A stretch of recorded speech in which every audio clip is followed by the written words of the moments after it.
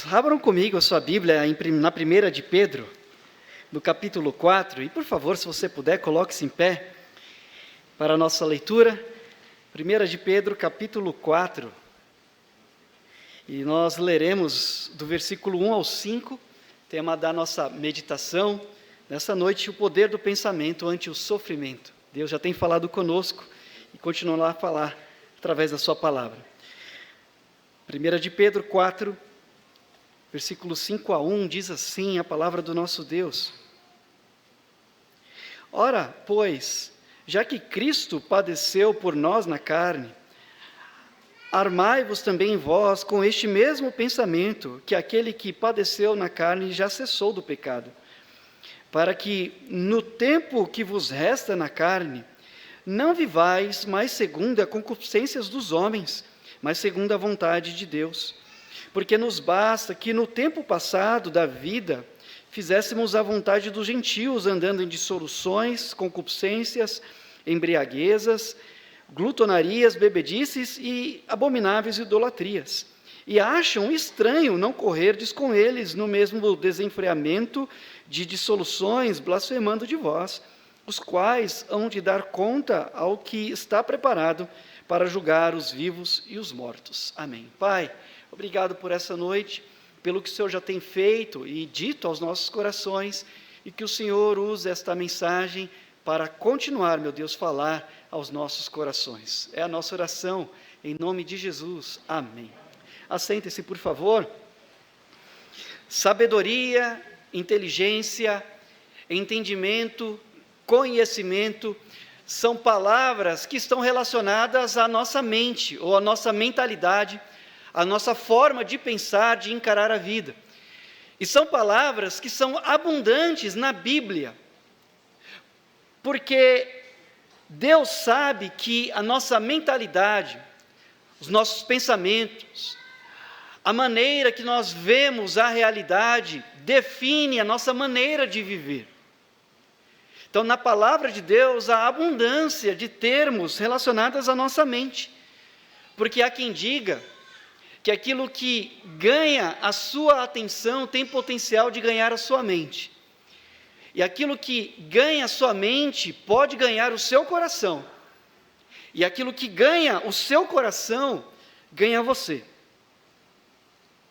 E se, quando estivermos enfrentando sofrimentos, quando nós padecermos, estivermos focados no sofrimento, como nós cantamos no primeiro cântico dessa noite, há uma possibilidade de abrirmos uma fragilidade, um flanco, para que dúvidas e mentiras alcancem as nossas mentes. Quando nós colocamos os olhos nos sofrimentos, nós abrimos fragilidades nos nossos pensamentos e na nossa maneira de encarar a vida e até mesmo a palavra de Deus. Mas, se ante o sofrimento, nós não olharmos para os sofrimentos, mas olharmos para Jesus e confiarmos no que a palavra de Deus diz, o sofrimento não nos consumirá. Antes, os sofrimentos serão instrumentos, claro que com a ajuda de Deus, para o nosso fortalecimento. Os sofrimentos fazem parte das nossas vidas, aliás, da vida de todo ser humano. E existem sofrimentos de várias naturezas, podem vir de várias maneiras. Por exemplo, podem vir através de zombarias. Talvez você que tenha entregue a sua vida a Cristo, ou entregou a sua vida a Cristo há algum tempo atrás, tenha vivido isso sendo o primeiro na sua casa, os seus familiares zombando de você, não compreendendo a sua decisão, ou a sua mudança de vida, e começa a zombar e zombar, sem entender o motivo da sua razão, de ser agora uma nova pessoa, uma nova criatura. Pode vir como uma perseguição religiosa, e possivelmente os irmãos ali do passado estavam sofrendo, padecendo, porque eles eram cristãos e tinham entregue a vida a Jesus. Ou então, irmãos, o sofrimento pode vir através de enfermidades. Quantas pessoas que estão na nossa lista de oração estão sentindo dores intensas, no corpo e na alma, pessoas que gemem de dor, e que só dorme por causa dos efeitos dos remédios, que aliviam as dores do corpo e até mesmo da alma. O sofrimento pode vir através de escassez, o sofrimento pode vir através de vícios, ou pode vir através da separação de pessoas que estão distantes de nós, ou que partiram para a eternidade. Mas a verdade, irmãos, é que o sofrimento vem sobre justos e injustos. E o sofrimento é uma realidade. Mas quem é de Cristo encara o sofrimento de uma maneira diferente, porque tem como recurso uma maneira diferente de pensar, de encarar a vida, de encarar a realidade, inclusive de encarar o sofrimento. Porque lembremos, irmãos, quem tem a Cristo tem a mente de Cristo. E por isso, pensa de forma diferente, e o pensamento, ou a maneira de encarar a vida, a mentalidade é um recurso, é como que uma arma, como disse Pedro, quando padecemos sofrimentos. Então, o que pensar ante o sofrimento? Qual é o poder ou a eficácia que a maneira de pensar tem ante os sofrimentos da vida? Então vamos pensar sobre isso. Em primeiro lugar, o pensamento, ou o poder do pensamento, ou a maneira correta de pensar a vida e o sofrimento. Vamos entender que quando sofremos, nós aprendemos, pois o sofrimento, o padecimento tem valor pedagógico. Quando nós sofremos, nós temos a oportunidade de aprender, e isso deve estar na nossa mente. O que nós aprendemos quando enfrentamos sofrimentos? Por exemplo, nós aprendemos sobre as nossas fraquezas e sobre o poder de Deus.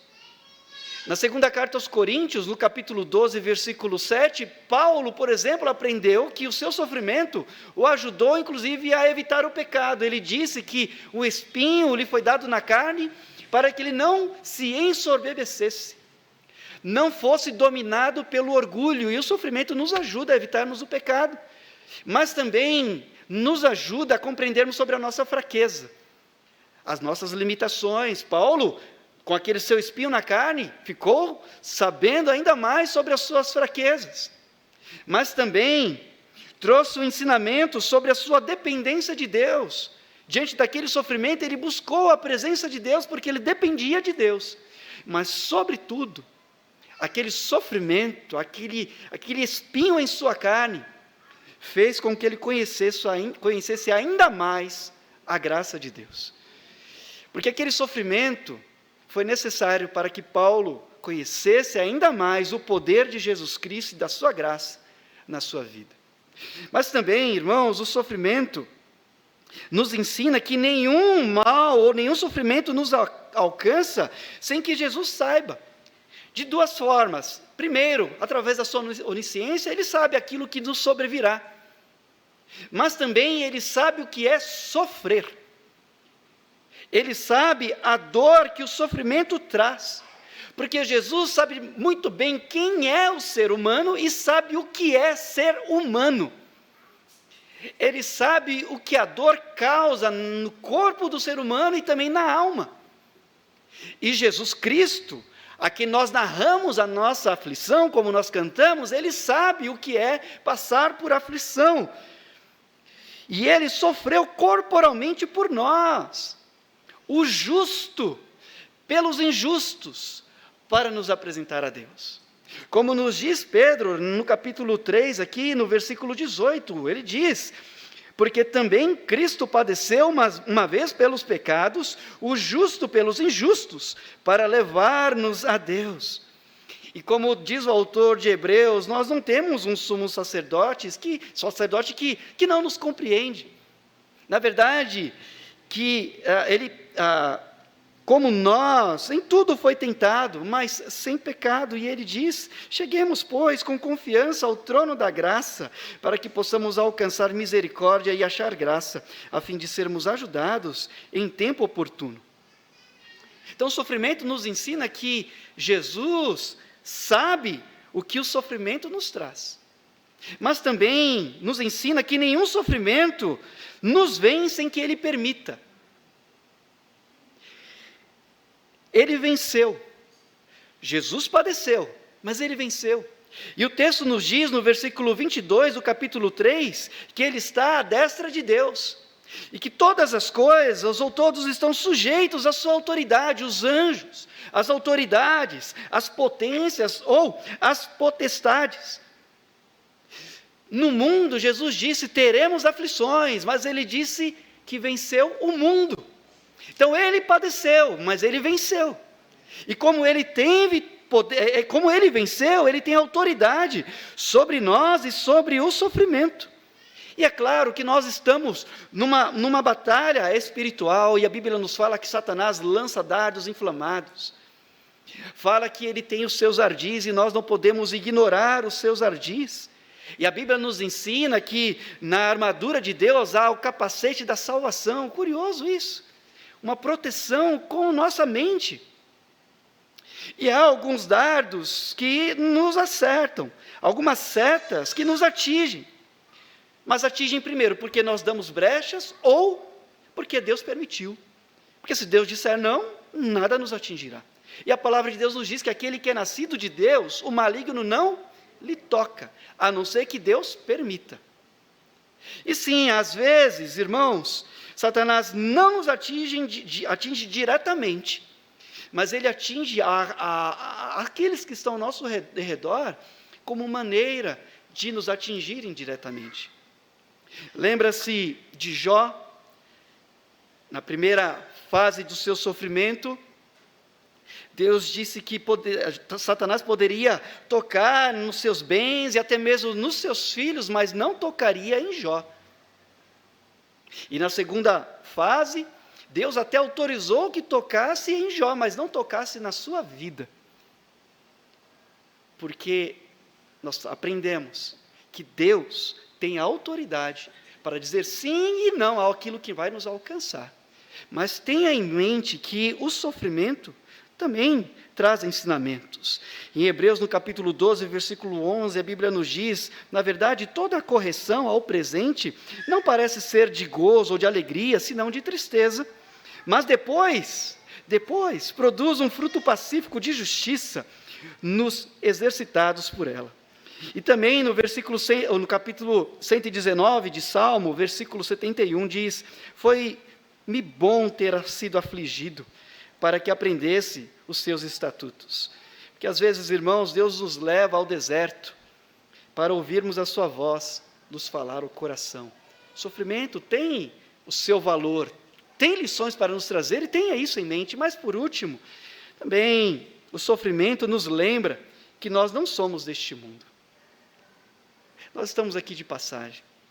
Nós tínhamos, sim, antes uma outra maneira de viver, conforme o curso do mundo, é o que Pedro vai dizer.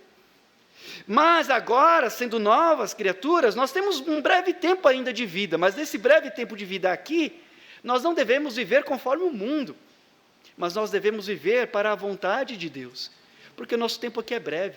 No versículo 2 ele disse, para que no tempo que vos resta na carne, não vivais mais segundo as concupiscências dos homens, mas segundo a vontade de Deus. Nós antes pertencíamos às trevas, ao mundo, mas Deus nos transportou para o reino do Filho do seu amor. Então, no tempo passado, isso é, antes do novo nascimento, nós vivíamos no mundo, satisfazendo os desejos da carne. Mas hoje o nosso prazer é viver para a vontade de Deus. Porque nós sabemos que aqui, nesse mundo em que nós estamos, embora não sejamos dele, estamos de passagem, vivendo para Deus, para a glória de Deus. Mas as pessoas que não têm a Cristo, que estão no mundo, não compreendem isso e começam a questionar, não entendem. Por que nós não temos prazer no carnaval? Por que nós não temos prazer no álcool? Por que nós não temos prazer no tabagismo, nos vícios, na promiscuidade? Eles não compreendem, mas quem tem a Cristo sabe. Que Ele que padeceu pelos nossos pecados, nos resgatou da escravidão do pecado. E está reservando para nós um tempo de glória na eternidade. E é compreensível que aqueles que não têm a Cristo, que estão na escuridão, se incomodem com a luz, e que quando se aproximam da morte, entram em desespero. Porque conscientemente ou inconscientemente, percebem que quando estão perto da morte, estão às portas do sofrimento que em nenhum lugar do mundo ou do universo existe pior, que é o sofrimento de estar ausente eternamente da presença de Deus.